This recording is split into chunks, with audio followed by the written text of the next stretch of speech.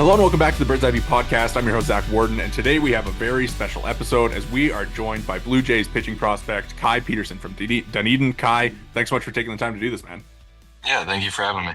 All right, so before we get into your excellent year last year and kind of your pro debut, I got to ask, how's spring training going? How's Dunedin? What's it been like at camp so far this year? Yeah, everything's been good. So far, I got down here a little earlier than I did last year. Just being around at it, everything's been a big help. Everything's gone well so far. Awesome. What do your kind of days look like at this point? I know obviously, kind of being in minor league camp and being around those guys, but what does it kind of look like for you as you're going about getting ready for 2025? Yeah, right now I've been throwing live ABs twice a week. Um, Kind of like in the routine, I guess, for the last few weeks. Just facing hitters more and more often. Just trying to get better that way.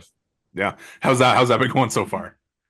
It's been good. It was a little rough at first. Been getting better every single time though. Getting back into the swing of things. Yeah, no doubt. How is it, facing having to go against guys in your own organization, kind of live ABs? What's the difference in having to do that compared to, getting out onto the field and facing guys from other teams? Yeah, it's a little weird. It's also weird not throwing with fans Yeah. or just like in a game setting, essentially. You're just versus the hitter. Definitely weird, like throwing against guys like Payne Williams, for example. Like I watched him hit the whole last half of the year now.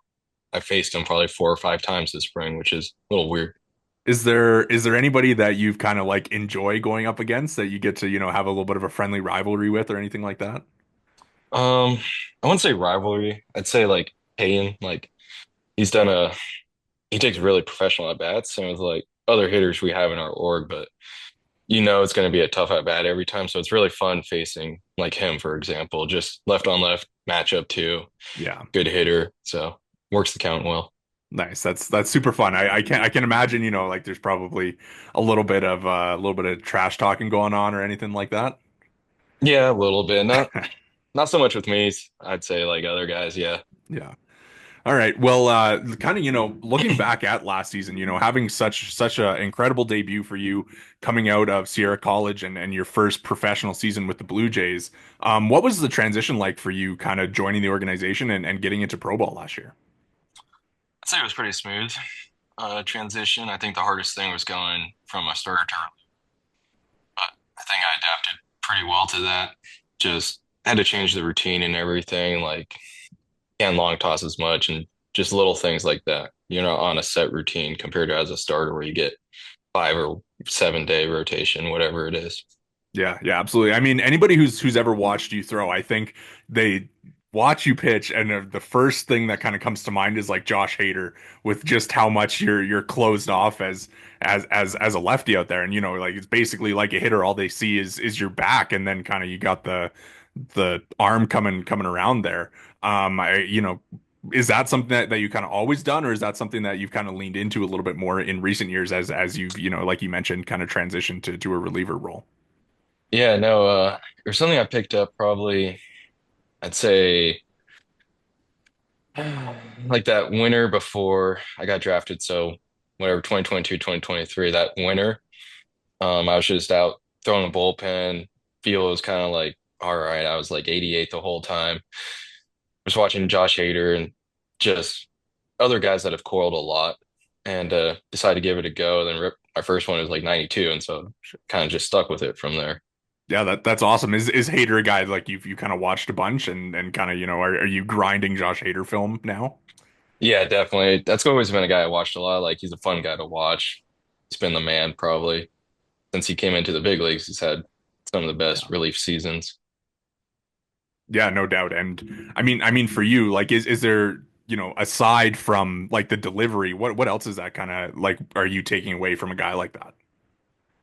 Um, I've been thankful that we have Yardley here, and so Yardley played with Hader, Okay. and so here's talking a lot about like his attention to detail and like perfectionism that he has in like his work, just catch play and stuff like that. And so not, I guess, not necessarily learning from online from Hader, but learning from a guy that played with him Yeah. has been a big help this spring. Like just, I guess, having more attention to like all the little tiny things. Yeah, absolutely. I guess kind of going back to your draft year too. Coming in 20th round pick.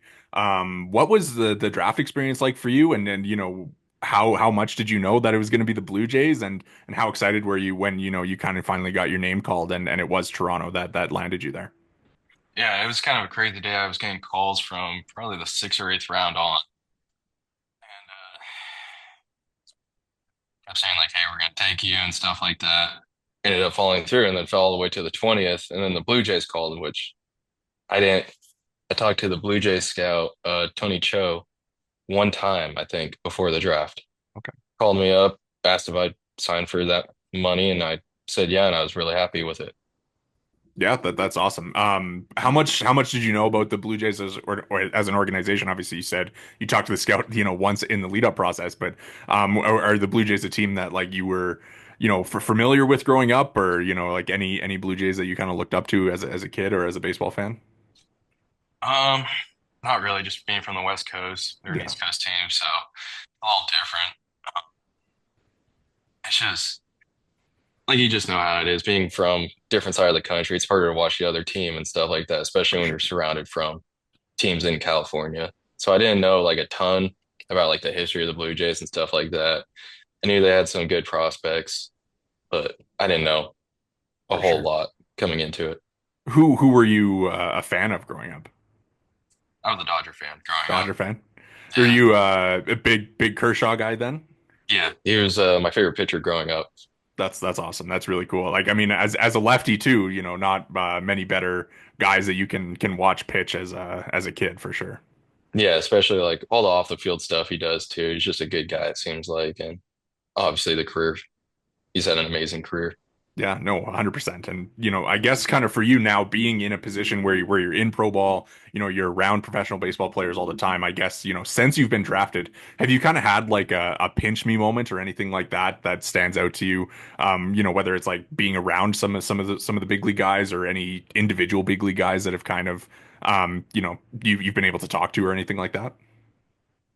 Yeah, we got to talk to Chad Green last year. That was a pretty cool thing. I remember watching him throw for the Yankees and also the Blue Jays. That was pretty cool seeing him. And then this year seeing Scherzer was probably Yeah. one of the crazier things, like watching him throw live BPs and bullpens and stuff like that.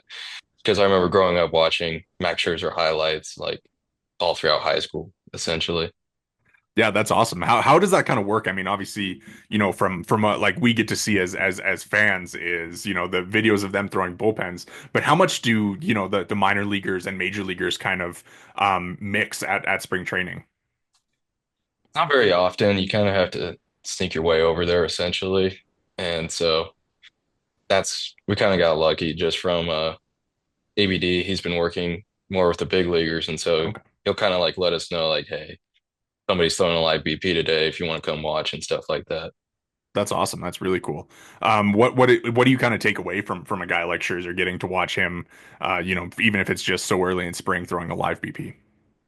I think it's honestly the mental side of it. He is very focused every single day. You can tell just from afar, like how focused he is with his craft and like his work and everything. And he's like another guy that's really like perfectionistic, I guess. Yeah, yeah, 100%. I mean, it kind of seems to be a trend amongst all those big leaguers. Is that something that, you're able to integrate into your kind of daily work that as you kind of, try and grow as a pitcher?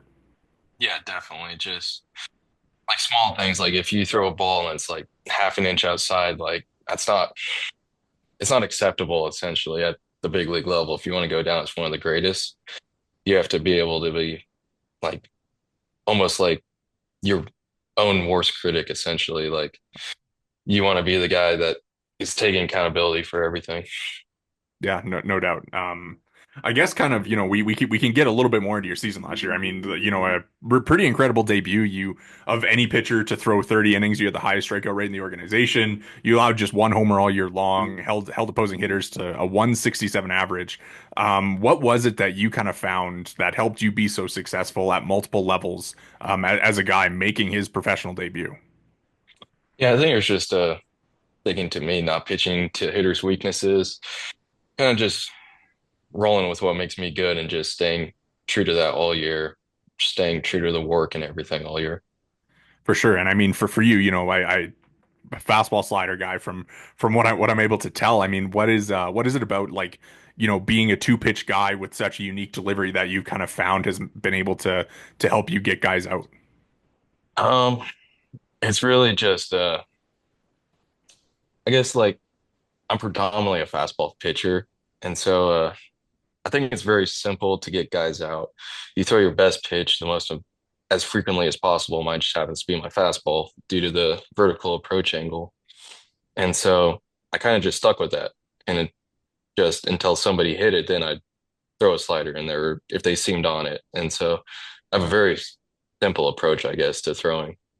Yeah, yeah, that's really cool. Is there something, you mentioned like the vertical approach angle on your fastball. I mean, I think, just from watching you throw, like you kind of have a little bit of a lower slot as well. Is that something that kind of helps that play up, you think? Obviously, like it has good velocity too, but I mean, having that slot kind of play with the VAA, how do you kind of find that helps?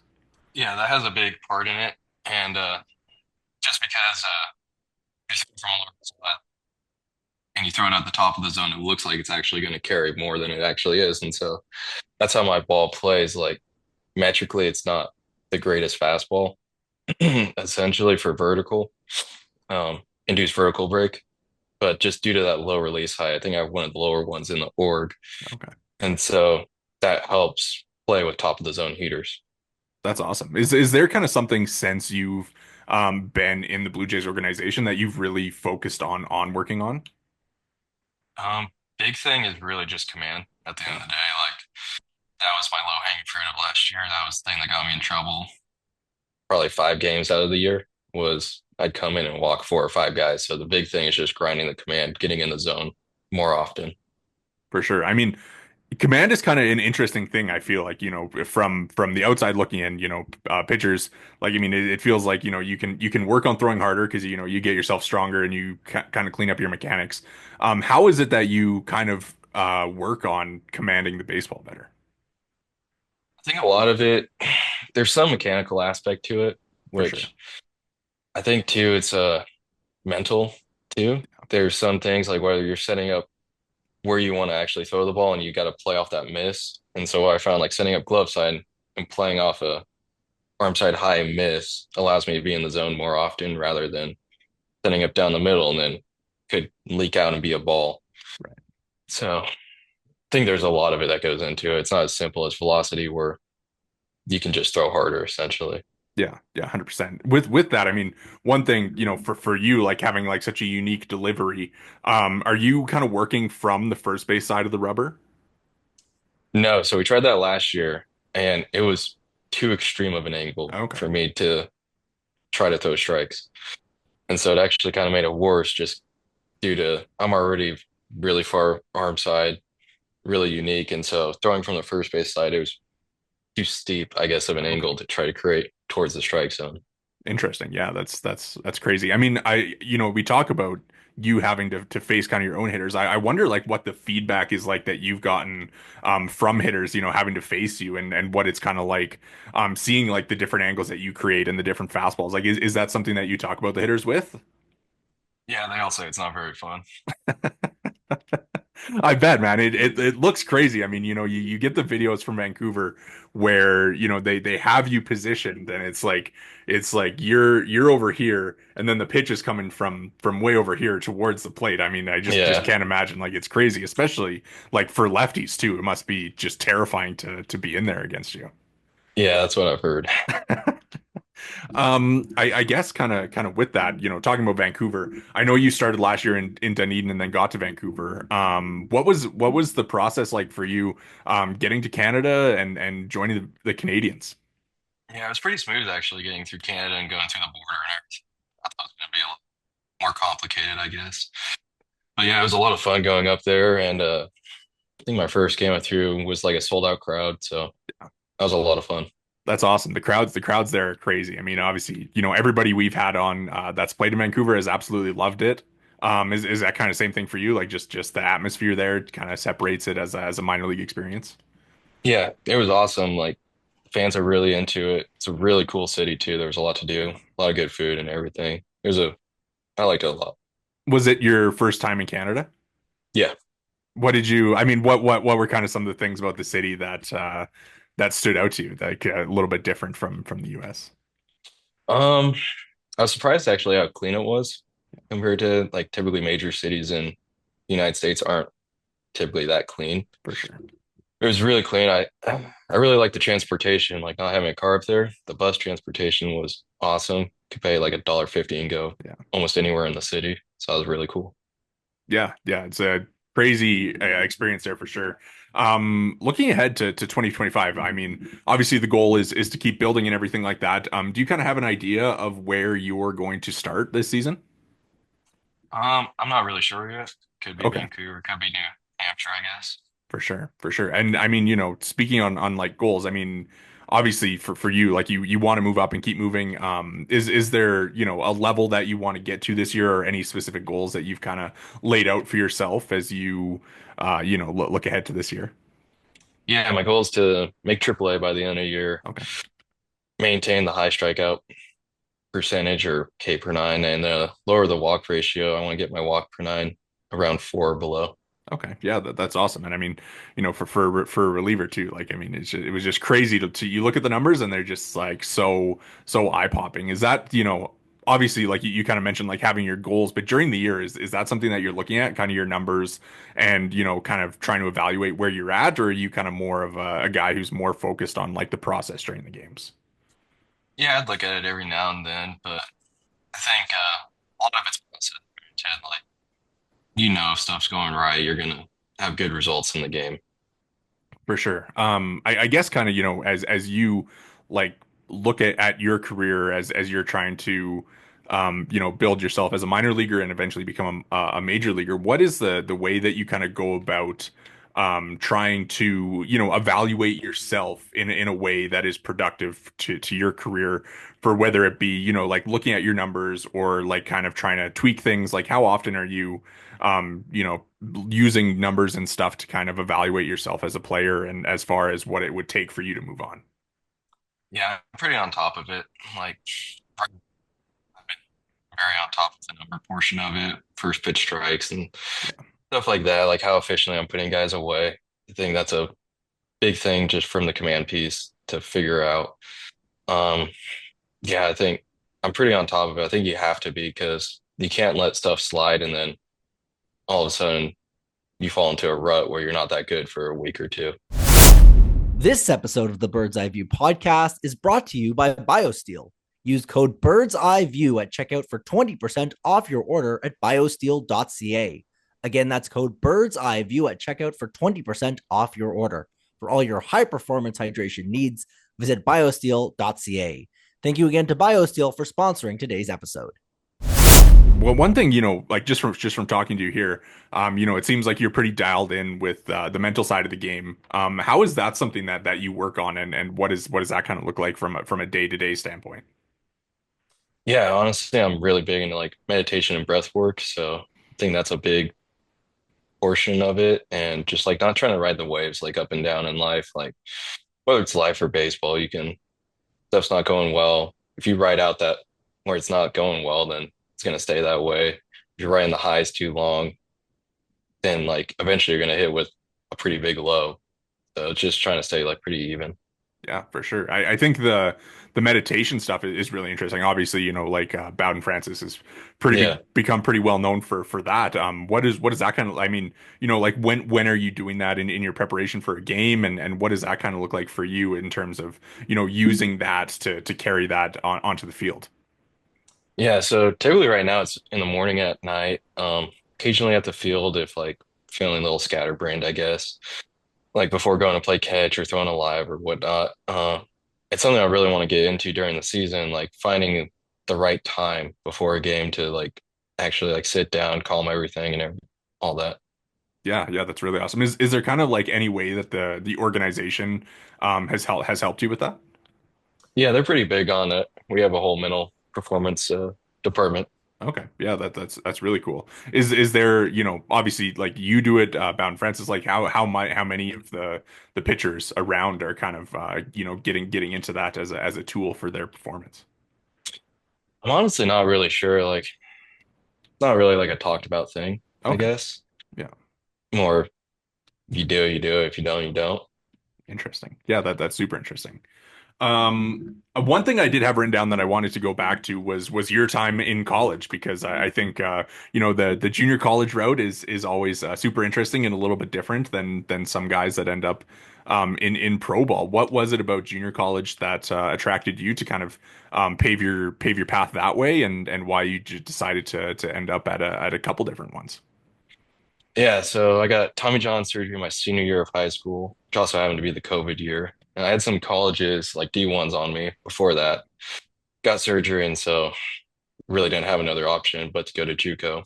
So I went there, went to my first one, spent 2 years there. Ended up not having like a lot of fun, I guess. We are having long practices and all that.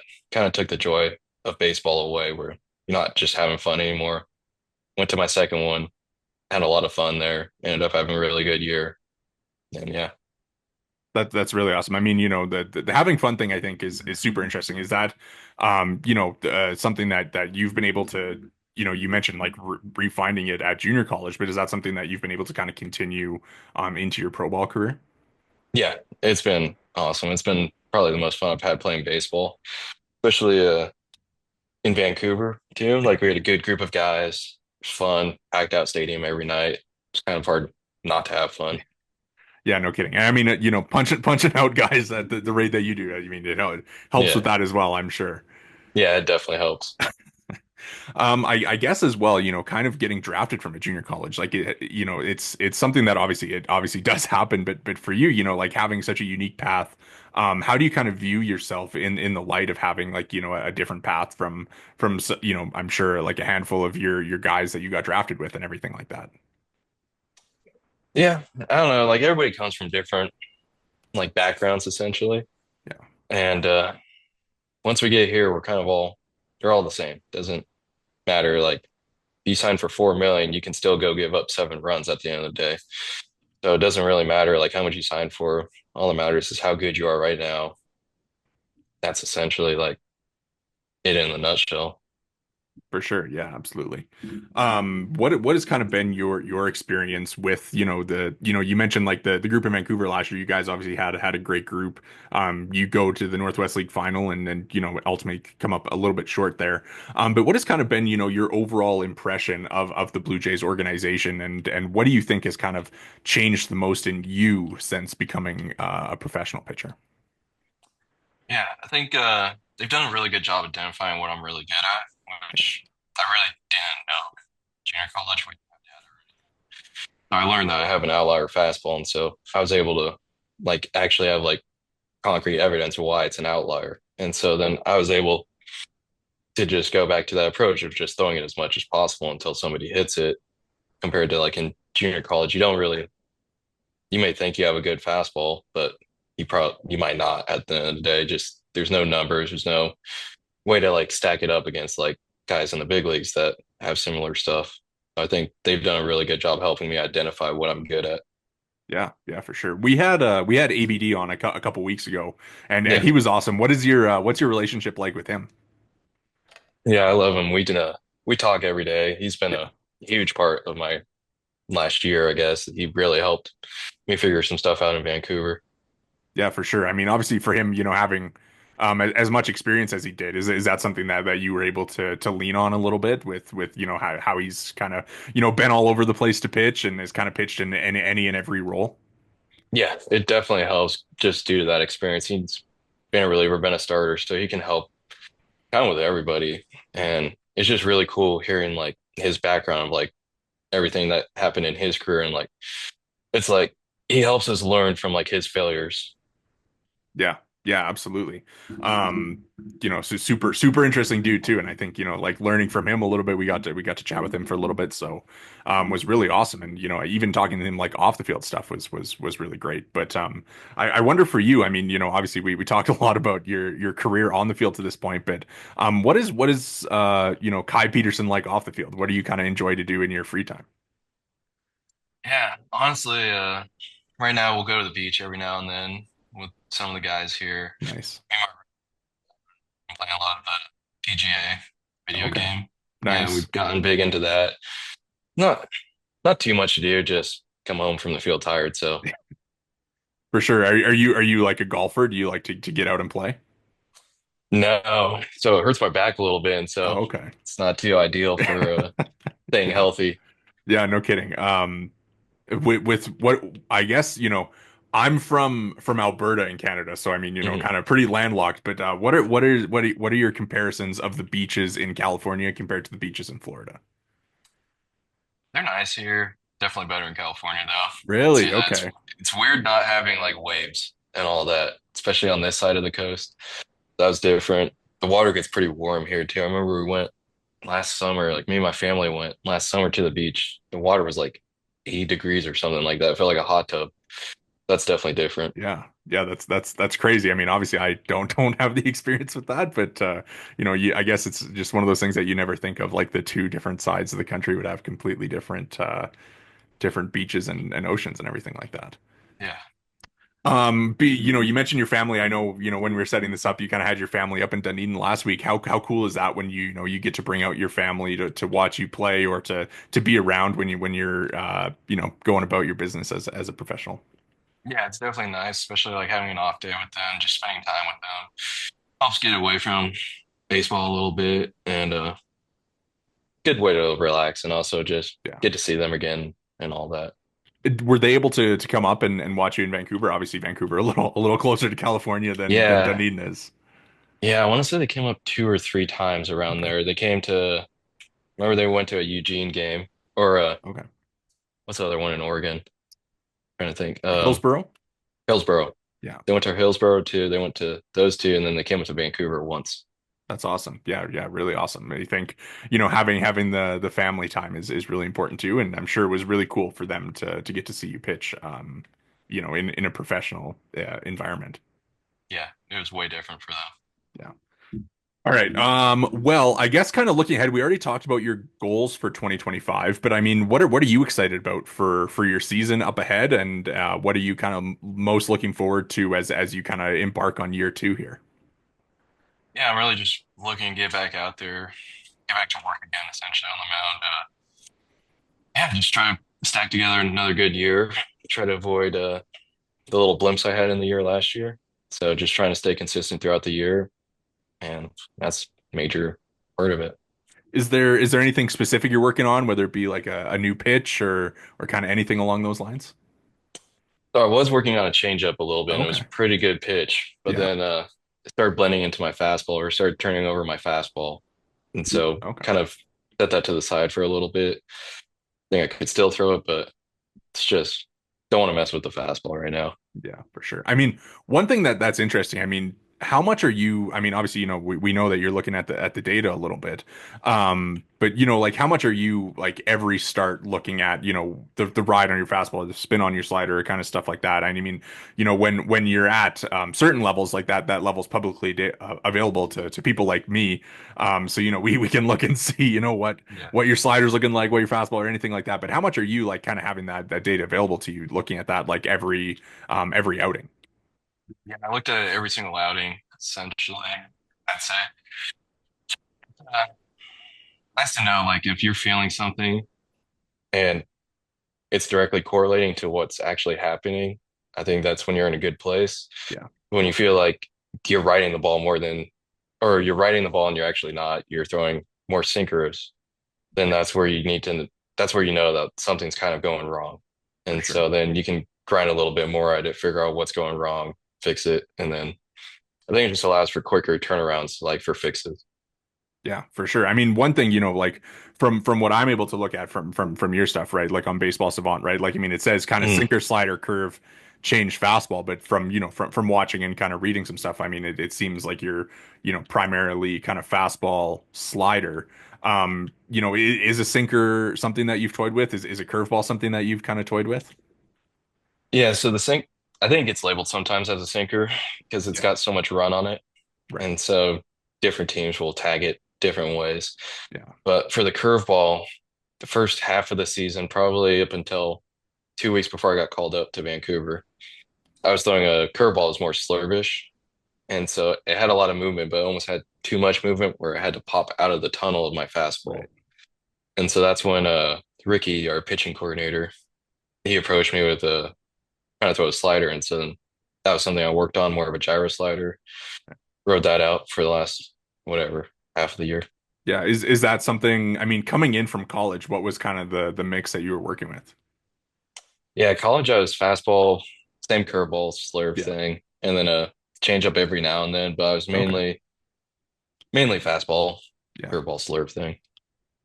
With the changeup, I mean, what is kind of is there a way that you can kind of work with that so that it doesn't kind of bleed into your fastball, or is it just kind of something about like your fastball having like the same movement as the changeup that makes that tough to do? Um, there's more so for the change up I was throwing it, I was turning it over like that. And so then that was causing me with my fastball to turn it over, I think subconsciously. Okay. And so Interesting. then that was causing more sinkerish fastballs. Yeah. And so that's it's something I think I just need to get better at doing is just being able to differentiate Yeah. pitches better, which is pretty hard to do. Like we have guys that do it really well, but kind of hard to do that For for sure. me. Yeah, I mean, for you, I mean, obviously, like, there's so many relievers that are kind of two pitch guys. But what do you think, like, kind of adding that third pitch would do for your game if it is something that you ever, really do kind of lean into to working on? Yeah, I think it would definitely help. I was watching Tariq Skubal, and Yeah, so against righties, he goes a lot of changeups, a lot of outside changeups, and gets really good results with it. And so that was the thought process behind it. But then it's taking away from it's causing my fastball not to be as good as it is as it was. And so it's one of those things. It's happened with a lot of guys. ABD talked about it too. Same thing happened to him in his career. He tried to learn a pitch, took away from what he was good at. So trying to find a way to stay what I'm good at while adding it. for sure. It's super interesting, just kind of the thought of like, how all the pitches kind of play off each other and what they mean and everything like that. Um, hearing that you're watching a guy like Scooble, I mean, you know, who else do you kind of watch and kind of try and learn from outside of, the guys that we talked about so far? Yeah, I like Chris Sale. He's a Yeah. good. I like. Say Spencer Strider. I watched him a lot in Yeah. college. I think who else? Say Glasnow. He's a fun guy to watch just Yeah. in general. Yeah. I like seeing all the stuff about Bowden Francis, like the mental portion of it. Yeah, I'd say probably those guys. Yeah, it's really cool, like how you can kind of, watch different guys and like take different things from them, whether it's a guy like Sale, I'm sure is Yeah. pretty instructive for you, or like even like you mentioned, like Bowden off the field and that stuff is really cool. So yeah, really cool to hear that you're watching guys like that and being able to learn like that. Yeah. All right. Well, Kai, I have taken up a little bit more of your time than I said I was going to. Really appreciate you taking the time to do this. Really great to get to pick your brain and learn a little bit about you. Thank you so much for doing this, and we'll be watching, following along, and rooting for you to have a great season. And hopefully we'll catch you in Toronto in the next couple of years. Yeah, hopefully. Thank you. Yeah, no worries. That is Kai Peterson. Thank you again to him for taking the time to join the pod today. Make sure to hit the like and subscribe buttons if you're watching on YouTube. You can find us there at the Bird's Eye View Podcast. If you're listening along on the podcast provider of your choice, make sure to drop a follow and review. You can follow us all on Twitter. I'm at Worden_Zach. The pod is at BEV_pod, and Jori is at J Negin-Shecter. Thank you so much for listening.